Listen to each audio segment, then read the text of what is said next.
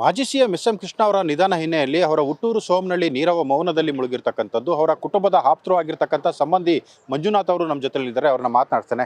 Sir, ಈ ಒಂದು ದುಃಖದ ವಿಚಾರ ಈ ಸಂದರ್ಭದಲ್ಲಿ ಏನು ಕೂಡ ಕೇಳಲಿಕ್ಕೆ ಆಗೋದಿಲ್ಲ. ಆದರೆ ನಿಮ್ಮ ಮತ್ತು ಎಸ್.ಎಂ. ಕೃಷ್ಣ ಅವರ ಒಡನಾಟ ಹೇಗಿತ್ತು? ಸರ್ ಚೆನ್ನಾಗೇ ಇತ್ತು ಸರ್, ಎಲ್ಲ ಚೆನ್ನಾಗೇ ಇತ್ತು. ನನ್ನ ಒಡನಾಟ ಅಲ್ಲ ಸರ್, ನನ್ನ ಫ್ಯಾಮಿಲಿ, ನಮ್ಮ ಕುಟುಂಬ ವರ್ಗ, ಅವ್ರಿಗೂ ಎಲ್ಲ ಕುಟುಂಬ ಪಟೇಲ್, ಕೆಂಚೇಗೌಡರು, ಮಲ್ಲೇಗೌಡರು, ನಿಂಗೇಗೌಡರು ಇವರೆಲ್ಲ ಅಣ್ಣ ತಮ್ಮಂದಿರು. ಅವ್ರ ತಂದೆ ಚಿಕ್ಕೇಗೌಡರು. ಈ ಎಲ್ಲ ಕುಟುಂಬ ವರ್ಗದವರು ಎಲ್ಲ ಯೋಗಕ್ಷೇಮಗಳನ್ನು ವಿಚಾರಿಸ್ತಿದ್ರು. ಅಂಥದ್ರಲ್ಲಿ ನಮಗೆ ತಡ್ಕಲಾಗದ ದುಃಖ ಆಗ್ತಿದೆ ಸರ್. ದುಃಖ ಆಗ್ತಿದೆ ಸರ್. ಅವ್ರಿಗೆ ಶಾಂತಿ ಸುಖ ಇವೆಲ್ಲ ಕೊಡಲಿ ಸರ್. ಅವ್ರ ಮನೆಯವ್ರಿಗೆ ಎಲ್ಲ ಸುಖ ದುಃಖ ತಡ್ಕೊಳ್ಳುವಂಥದ್ದು ಒಂದು ಕೊಡಲಿ ದೇವರು ಅಂತ ನಾನು ಕೇಳ್ಕೊಳ್ತಾ ಇದ್ದೀನಿ ಸರ್. Sir, SM. ಕೃಷ್ಣ ಅವ್ರದ್ದು ಸುದೀರ್ಘ 60 ವರ್ಷಗಳ ರಾಜಕೀಯ ಜೀವನ ಸರ್. ಅವರ ರಾಜಕೀಯದಲ್ಲಿದ್ದಂಥ ಸಂದರ್ಭದಲ್ಲಿ ಅವ್ರ ಜೊತೆ ಸಾಕಷ್ಟು ಜನ ಸಾಕಷ್ಟು ಜನ ರಾಜಕಾರಣಿಗಳನ್ನ ಬೆಳೆಸಿದ್ದು ಕೂಡ ಉಂಟು. ಅದ್ರ ಬಗ್ಗೆ ಹೇಳೋದಾದ್ರೆ ಸರ್, ಎಲ್ಲ ಅವರಲ್ಲಿ ಇರುವಂಥವರೆಲ್ಲ ಬೆಳೆದಿದ್ದಾರೆ ಸರ್. ರಾಜಕೀಯದಲ್ಲಿ ಅವ್ರು ಧುರೀಣಿರು ಸರ್. ಅವರು ಇಡೀ ಕರ್ನಾಟಕ ರಾಜಕೀಯದಲ್ಲಿ ಧುರೀಣಿರು ಅವರು. ಅವ್ರು ಬಿಟ್ಟರೆ ಇನ್ಯಾರು ಸಮಾನನೇ ಇಲ್ಲ ಸರ್. ಅಲ್ಲಿ ಒಂದು ಮುಖ್ಯಮಂತ್ರಿ ಅಂದರೆ ಎಸ್.ಎಂ. ಕೃಷ್ಣ ಅವರೇ ಸರ್. ಅವರಲ್ಲಿ ದೇವರಾಜ ಅರಸು ಪೀರಿಯಡಲ್ಲಿ ಮಿನಿಸ್ಟರ್ ಆಗಿದ್ದಾರೆ, ಎಲ್ಲ ಇದರಲ್ಲೂ ಮಿನಿಸ್ಟರ್ಗಳಾಗಿದ್ದಾರೆ, ರಾಜ್ಯಪಾಲರಾಗಿದ್ದಾರೆ.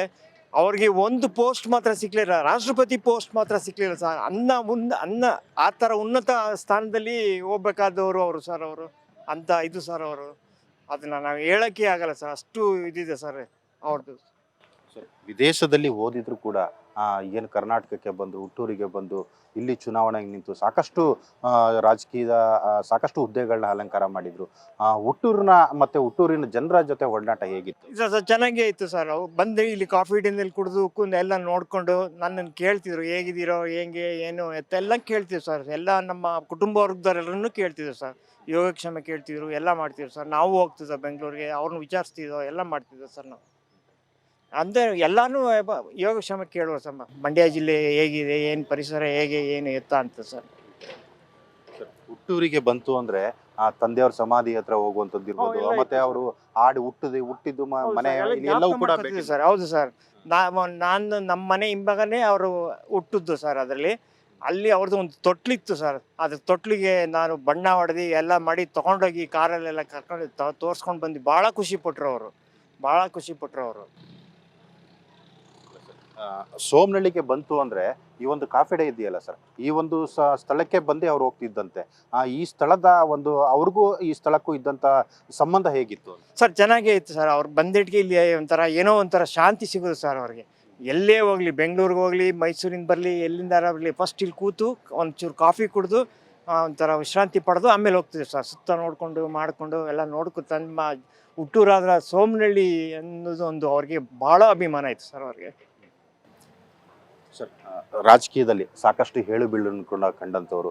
ಆ ಒಂದು ವಿಚಾರವಾಗಿ ರಾಜಕೀಯ ಜೀವನವನ್ನ ಒಂದು ರೀತಿ ನೀವು ಹತ್ರದಿಂದ ನೋಡಿರ್ತಕ್ಕಂಥವ್ರು, ಅದ್ರ ಬಗ್ಗೆ ಹೇಳೋದಾದ್ರೆ ಸರ್? ನನಗೆ ಅಷ್ಟು ಆ ರಾಜಕೀಯದಲ್ಲಿ ಏನು ಇದು ನನಗೆ ಅಷ್ಟು ಇದಿಲ್ಲ.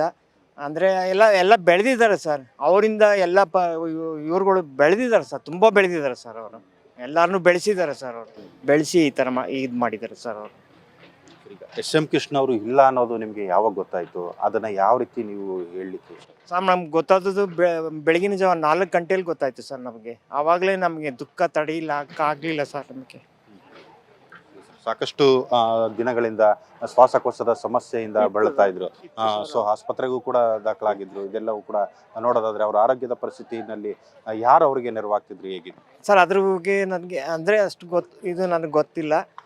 ಎಲ್ಲ ನೋಡ್ಕೊಂತೀರಿ ಸರ್. ಅವರು ಎಲ್ಲ ಫ್ಯಾಮಿಲಿ ಅವರೆಲ್ಲ ನೋಡೋದು ಮಟ್ಟು ಎಲ್ಲ ಮಾಡ್ತೀರಿ ಸರ್. ಅವರು ಎಲ್ಲ ಹಾಸ್ಪಿಟ್ಲ್ಗಳೆಲ್ಲ ಇದು ಮಾಡಿ ಎಲ್ಲ ಮಾಡ್ಕೊತೀವಿ ಸರ್. ಅವರು ಮಾಡ್ತೀವಿ ಸರ್. ಸರ್, ಅವರು ಕಾಲ ಆದ ನಂತರದಲ್ಲಿ ನನ್ನನ್ನ ಇದೇ ಸ್ಥಳದಲ್ಲಿ ನನ್ನನ್ನ ಹಾಕ್ಬೇಕು ಈ ತರದ್ದು ಏನಾದ್ರು ಹೇಳ್ತಿದಾರ, ಅಥವಾ ಈಗೆಲ್ಲ ಸಿದ್ಧತೆ ಮಾಡ್ತಿದ್ರಲ್ಲ ಸರ್? ಅವ್ರ ಇಷ್ಟವಾದಂತ ಕಾಫಿ ಡೇ ಪಕ್ಕದಲ್ಲೇ ಸಿದ್ಧತೆ ಎಲ್ಲ ನಡೀತಾ ಇದೆ. ಯಾವಾಗ ನಡೀತೆ, ಏನೆಲ್ಲ ಯಾವ ರೀತಿಯ ಅಂತ್ಯಕ್ರಿಯೆಯ ಸಿದ್ಧತೆ ಹೇಗಿರುತ್ತೆ ಸರ್? ಅದು ಸರ್ಕಾರದ ಒಂದು ಉಪಮುಖ್ಯಮಂತ್ರಿಗಳು ಬಂದ ನಂತರ ತೀರ್ಮಾನ ತಗೊಂಡು ಎಲ್ಲ ಇದು ಮಾಡೋದ್ರಿಂದ ಇದು ನಡೀತಾ ಇದೆ ಸರ್ ಅಷ್ಟೇ. ಅದ್ರ ಬಗ್ಗೆ ನನಗೆ ಏನು ವಿಷಯ ನನಗೆ ಗೊತ್ತಿಲ್ಲ. ಇಲ್ಲಿ ನಡೀತಾ ಇರೋದ್ರಿಂದ ಸ್ವಲ್ಪ ನಾನು ನೋಡ್ಕೊತಾ ಇದ್ದೀನಿ ಸರ್. ಇದಿಷ್ಟು ಏನೋ ಎಸ್.ಎಂ. ಕೃಷ್ಣ ಅವರ ಸಂಬಂಧಿ ಆಗಿರತಕ್ಕಂಥ ಮಂಜುನಾಥ್ ಅವರ ಮಾತಾಗಿರ್ತಕ್ಕಂಥದ್ದು. ಕ್ಯಾಮ್ರಾ ಪರ್ಸನ್ ರಜನೀಶ್ ಪಾಟೀಲ್ ಜೊತೆ ಶಶಿಕುಮಾರ್ ದೊಡ್ಡಯ್ಯ, TV5 ಕನ್ನಡ, ಮಂಡ್ಯ. ಸರ್